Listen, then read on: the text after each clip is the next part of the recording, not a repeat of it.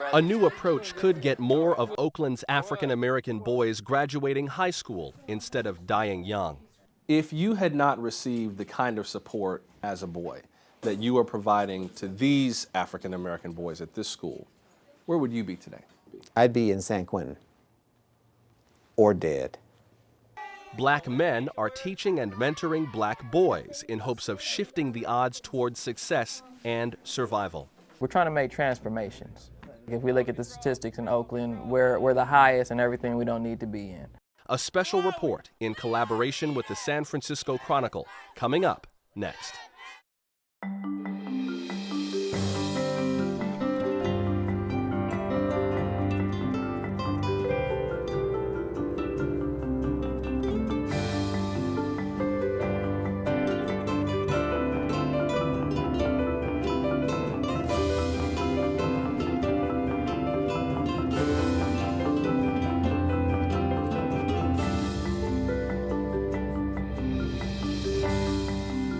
Good evening, I'm Joshua Johnson of KQED News. Welcome to a special edition of This Week in Northern California.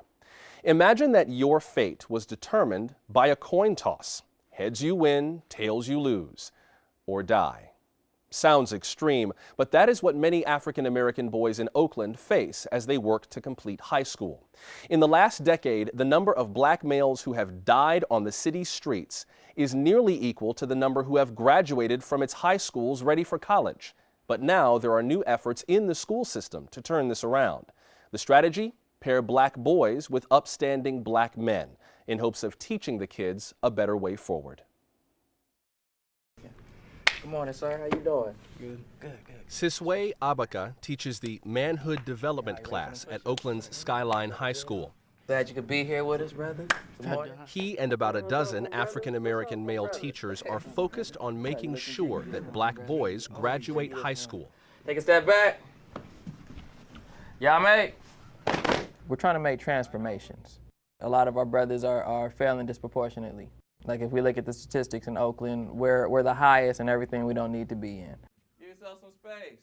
You'll see higher rates of dropout, lower rates of graduation, higher rates of chronic absence, higher rates of suspension.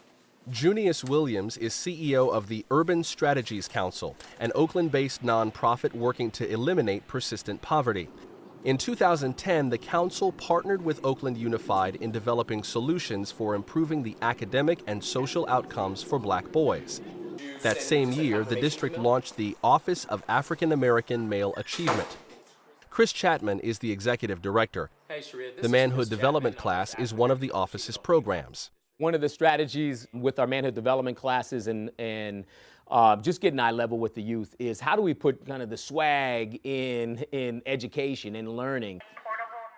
One challenge to restoring that swag, that swaggering sense of cool, was getting boys motivated to even show up to school.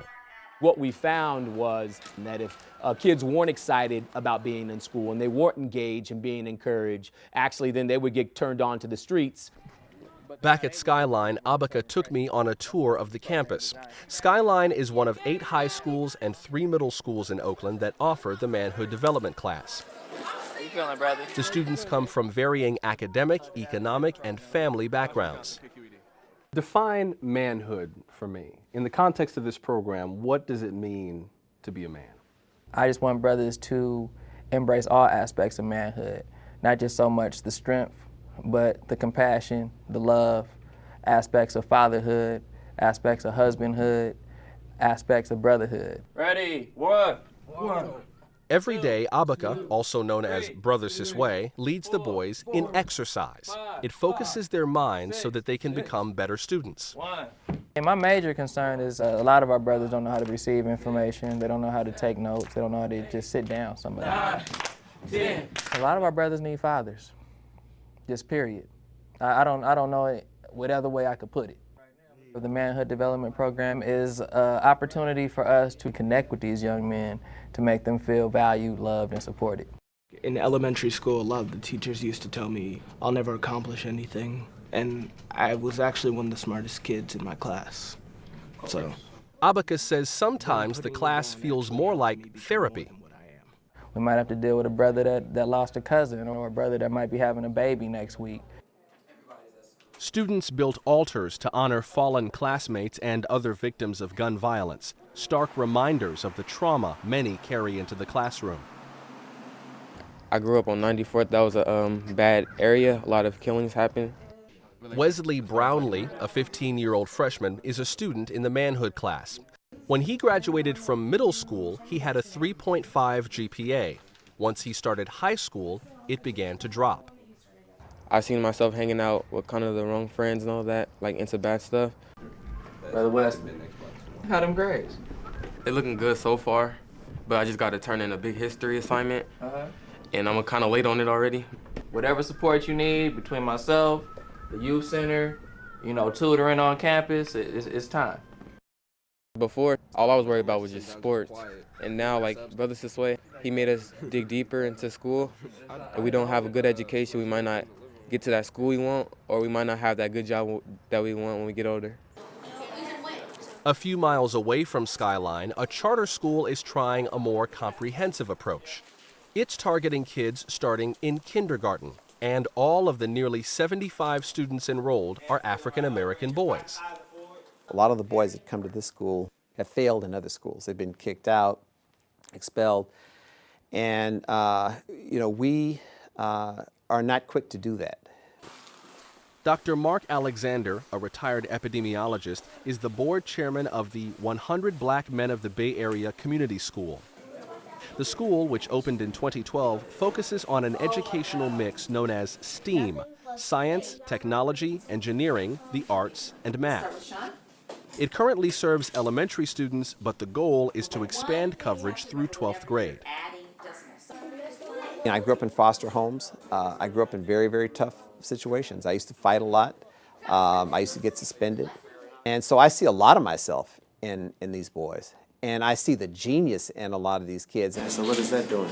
I know that it only takes a few people to just give someone the encouragement that they need to really thrive.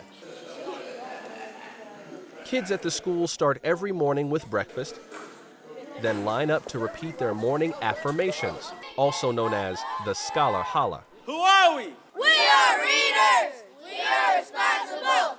We have power. Who's ready to learn? We are. The school's robust offerings include a homework club, an aeronautics class, as well as mentoring in medicine and science. The goal is to make sure that all the needs of African American boys are met. So what is the action word?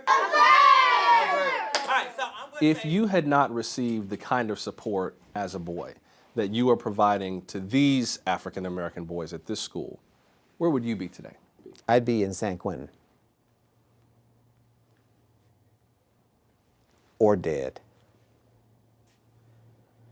You seem very sure of that. Absolutely. I had people that refused to let me fail, who said, you've got to do this, you've got to do this.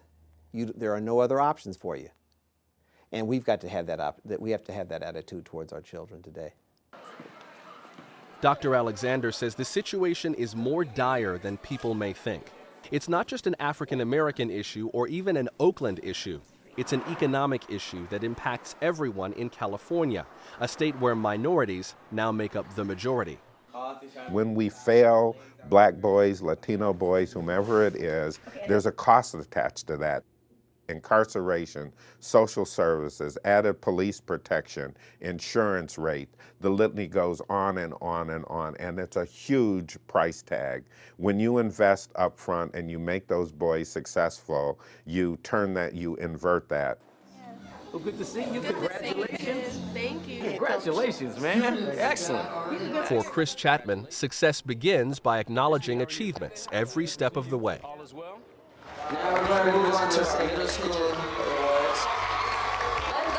This year, Chapman's office co-sponsored an annual honor roll event celebrating African American boys and girls from 8th to 12th grades who maintained a 3.0 grade point average.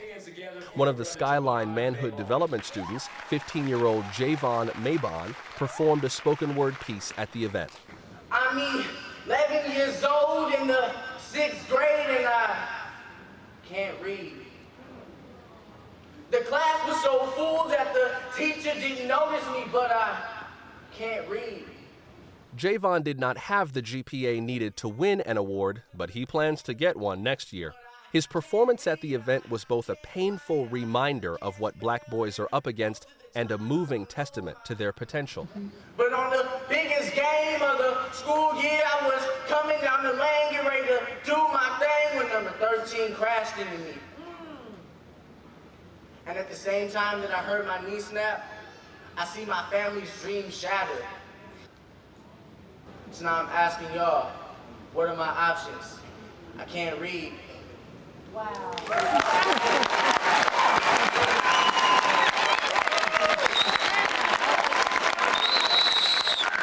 The Office of African American Male Achievement is seeing some early signs of progress.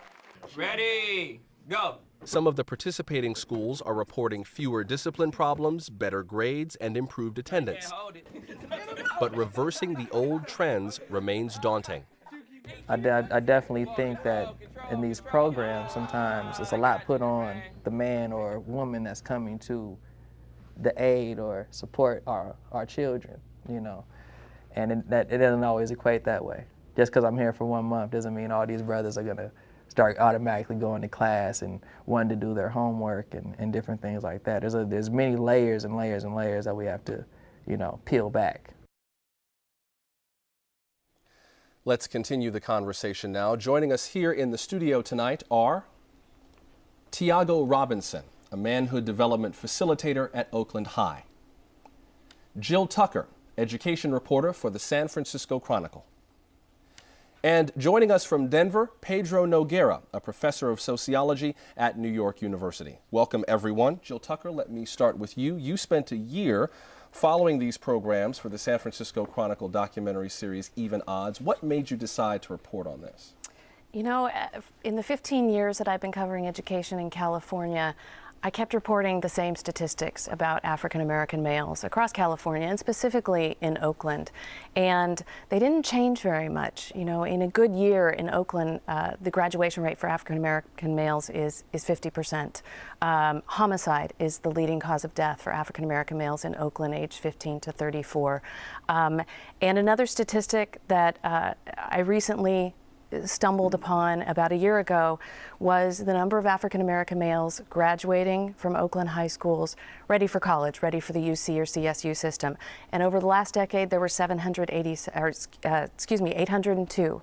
But in that same time period, 787 African American males were killed. So it was only a difference of 25 people. Yeah, almost the same exact number. In certain years, more killed than graduated college ready, other years the opposite. But it was so close over the decade. And it was a moment that this has always been a story in the back of my mind. And I thought, you know, this is the time. I want to go into the schools.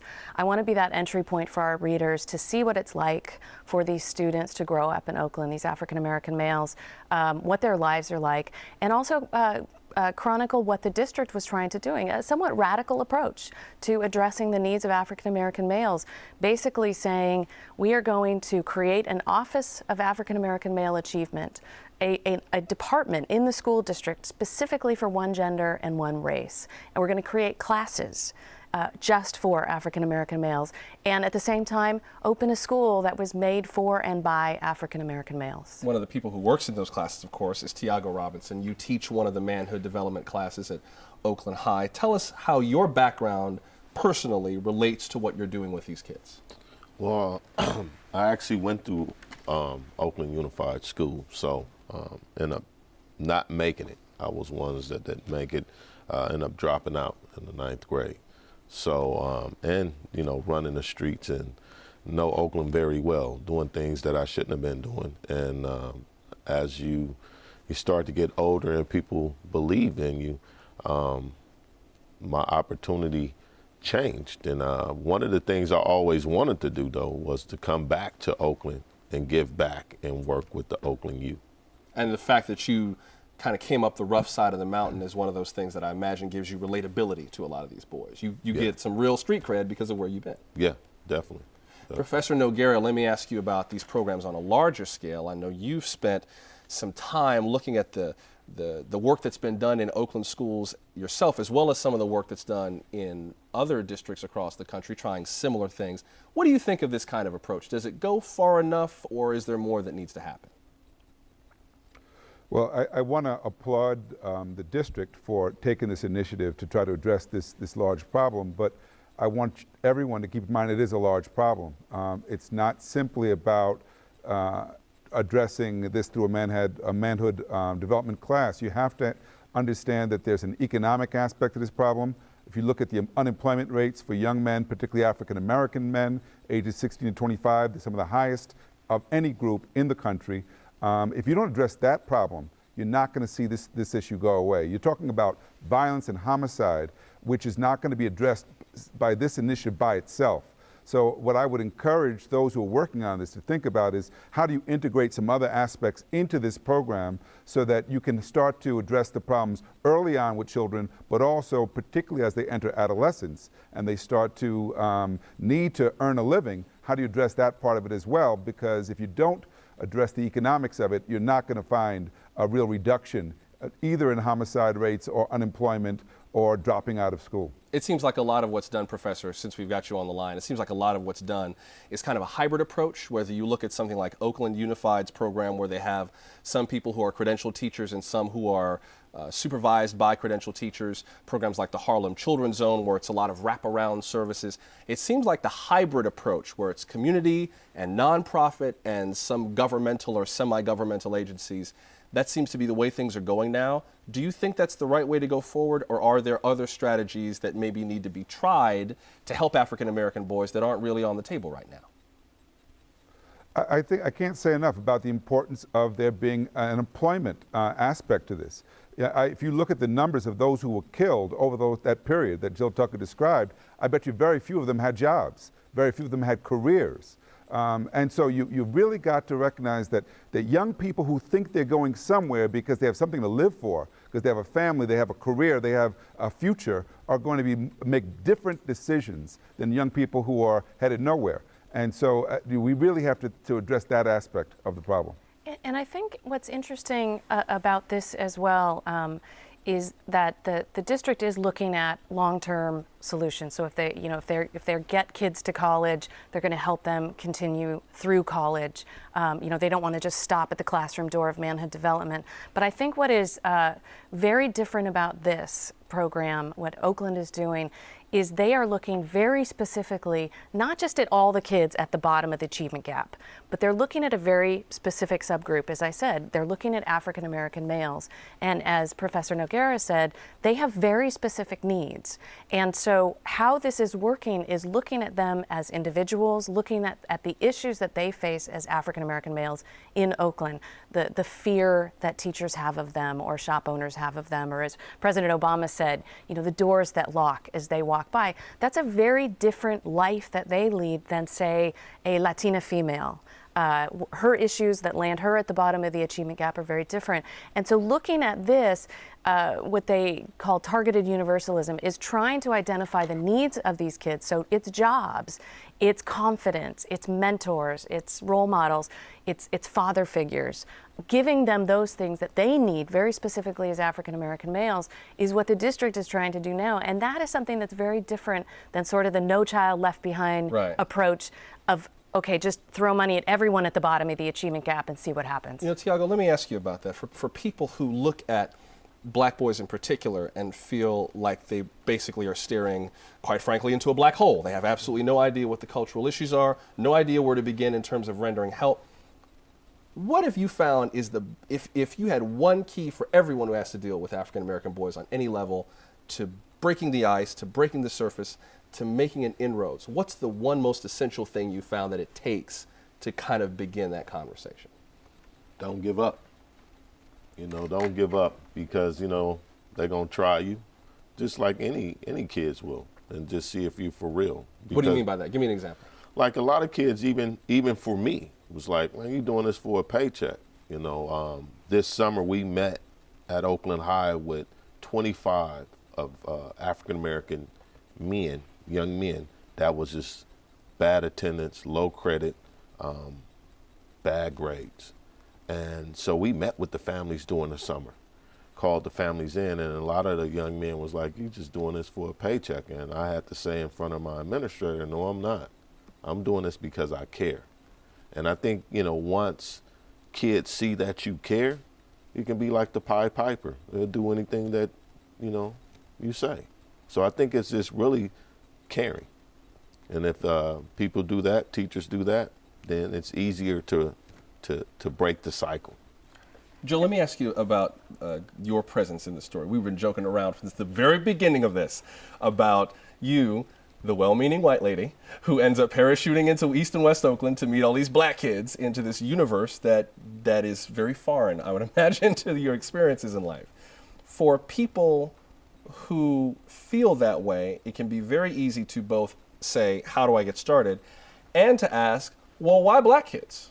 Why not Hispanic kids? There's plenty of Asian kids in the Bay Area. Why not start with them? Why this group of students? They're not even a primary part of the population. African Americans only 4% of the population or less in parts of the Bay Area. Why black boys? Why not start with Hispanic kids or someone else? Well, for the most part, African American males are at the bottom of every statistic that's out there, lower than English language learners on some test scores or special education students. So this is a group of kids that is always on the radar as being at the bottom. There's been a movement across the country in the Obama administration and elsewhere to address the needs of men and boys of color. We've had a lot of issues with Trayvon Martin, with Fruitvale Station. It's really at a moment where this topic is at the forefront. And to a large degree, it's about time. It was not easy going into these classrooms and gaining trust and getting the students and even the staff to open up to me. But on the other hand, there's a lot of me's out there, people who will never know what it's like for these kids to get out of bed every morning. And it was a privilege to actually try to understand a little bit of what their lives were like. I mean, many of these kids are heroes for just getting out of bed in the morning, given the trauma and the experiences that they've had. These kids, by the time they get to middle school, can't remember how many funerals they've been to, quite literally. So it is, I think I'm the inroad for a lot of people to answer many of the questions that a lot of people have in society of why do black boys fail so much? And is there hope? I think that with all the statistics, there's a lot of fatigue out there, failure fatigue. Failure fatigue, yeah. And so I think that it is, this is a way to look at that and say, is there hope? Is there possibility? And I think, Professor Noguera, I would love to hear what he thinks about this idea of sort of failure fatigue. Yeah, what do you make of that, Professor, this idea that people may just be kind of burned out on the idea of dealing with this problem? Well, I think that's what's happened over the years, that we've gotten accustomed to the idea that black males are overrepresented in our prisons and among those who are dropping out and those who are being killed. And I think it's important that even as you draw the attention to this issue and shine a light on it, as in the way that the Chronicle has done, and I want to give Jill Tucker some credit for that, you have to also be careful because it could easily reinforce the idea something is wrong with black males. There is something fundamentally at the root that needs to be changed about them. And what we need to constantly remind the broader audience is what needs to change is the circumstances these young people are being raised in. Some of these kids don't have a chance from the time they're born. They're born in circumstances where there's very little opportunity, at low birth weight, high infant mortality rates, just a lack of opportunity. So that's the reason why what concerns me is I don't think enough people are at the table. It's great the school district is stepping up. Where's the city of Oakland? Governor Brown was formerly the mayor of Oakland. He should have something to say because we need to think about these issues in a more comprehensive way. East Oakland, last time I was there, is devastated. Eastmont Mall, which was once a thriving mall with JCPenney's, is now just barely operating as a commercial entity. So, it sends a message to kids about what's possible for them.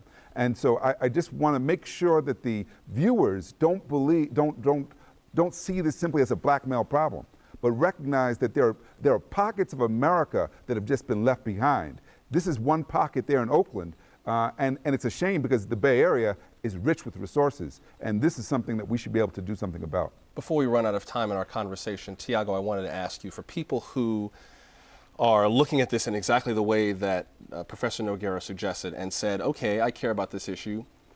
What do you expect me to do about it? You know, I'm a middle class white tech entrepreneur in Sunnyvale. I've never been through East Oakland. I pass it on, you know, 880, but that's as close as I get. What the heck do you expect me to do about it? What would you say to them? Come volunteer in the schools. It's a community. It takes a community to raise these kids. So we need people to come in and volunteer, you know. What kinds of volunteers do you most need? If you could have your pick, if you could go volunteer shopping.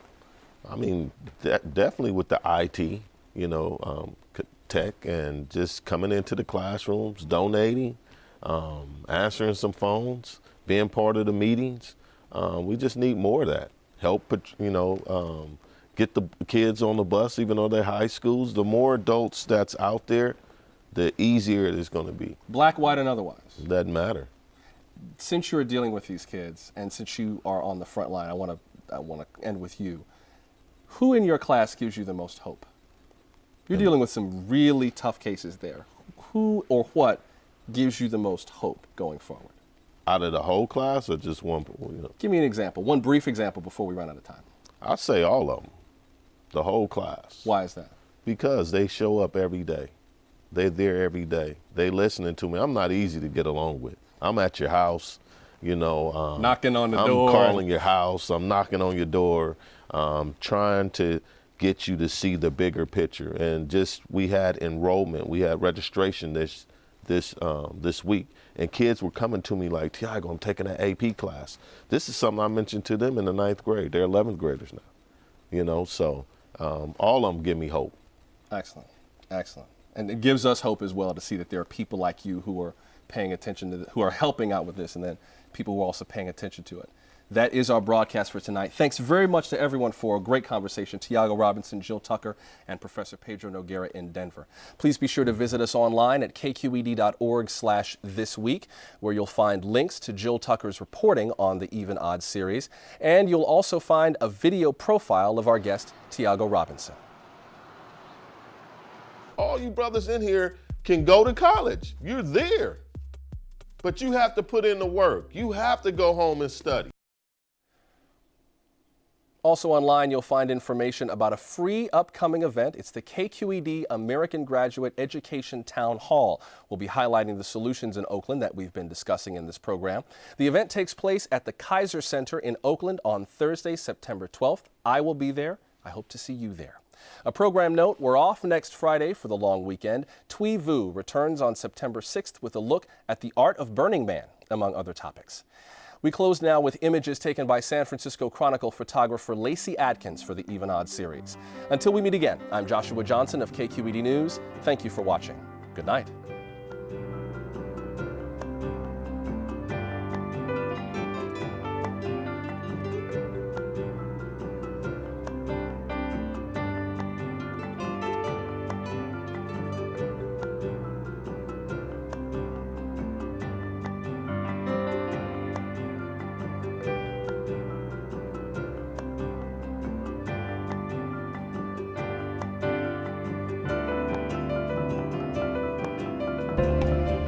This program is part of American Graduate. Let's make it happen. A public media initiative made possible by the Corporation for Public Broadcasting.